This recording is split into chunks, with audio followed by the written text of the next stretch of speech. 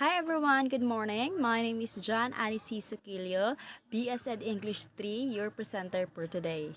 This is the continuation of Miss Shena Robles to the topic ecoliteracy. So I'll be going to discuss the ways to develop ecoliteracy in school. A growing number of educators feels that the need to foster learning that genuinely prepares young people for the ecological challenges presented by this entirely unprecedented time in the human history. Thus, the goal is to raise students with an important perspective called socially and emotionally engaged ecoliteracy, which is a process that offers to an antidote of fear, anger, and hopelessness which result from inaction. Hence, to act of engaging in ecological challenges on whatever scale is possible or appropriate, at develop strengths, hope, and resiliency among young people. In this case, ecoliteracy is founded on a new way integration of emotional, social, and ecological forms of intelligence. While social and emotional intelligence extends students' ability to see from another's perspective, emphasize on how concerned ecological intelligence applies these capacities to understand of natural system and cognitive skills with empathy of all life.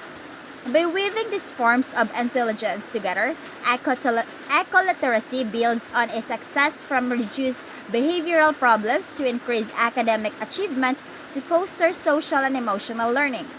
To help educators foster social and emotionally engaged ecoliteracy, the following are intended to practice in age-appropriate ways for students, ranging from pre-kindergarten through adulthood and to help promote the cognitive and affective abilities with the integration of emotional, social, and ecological intelligence. There are 5 ways to develop ecoliteracy in school. The first one is develop empathy for all forms of life. By recognizing the common needs we share with all the organism, we can extend our empathy to consider the quality of life of other life forms, feel genuine concern about their well-being, and act on the concern. The second is embrace sustainability as a community practice.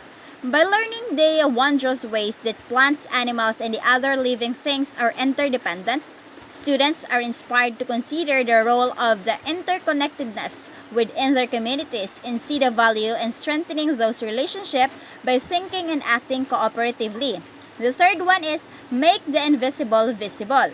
If we strive to develop ways of living that are more life affirming, we must find ways to make visible the things that seem invisible by using web-based tools such as Google Earth, Good Guide, and Food Educate apps. The fourth one is anticipate unintended consequences. Teachers can teach students strategies for anticipating unintended consequences.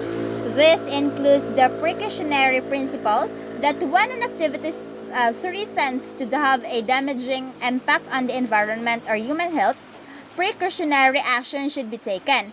Another strategy is to shift from analyzing a problem by reducing it to its isolated components, to adopting a system thinking perspective that examines connections and relationship among the various components of the problem.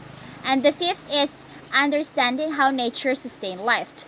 Ecoliterate people recognize the nature has a sustained life for a long that resulted to turning to nature when their teachers imbibed 3 crucial tenets to ecoliterate living. So the first one is ecoliterate people learn from the nature that all living organisms are complex and interconnected that inhabit a particular place for survival. The second one is, the second one is ecoliterate people tend to be more aware excuse me, to be more ecoliterate people tend to be more aware that system exists on the various levels of the scale. And the third is the ecoliterate people collectively practice a way of life that fulfills the need of the present generation while simultaneously supporting nature inherent ability to sustain life in the future. So that are the 5 ways to develop ecoliteracy in school. That's all. Thank you.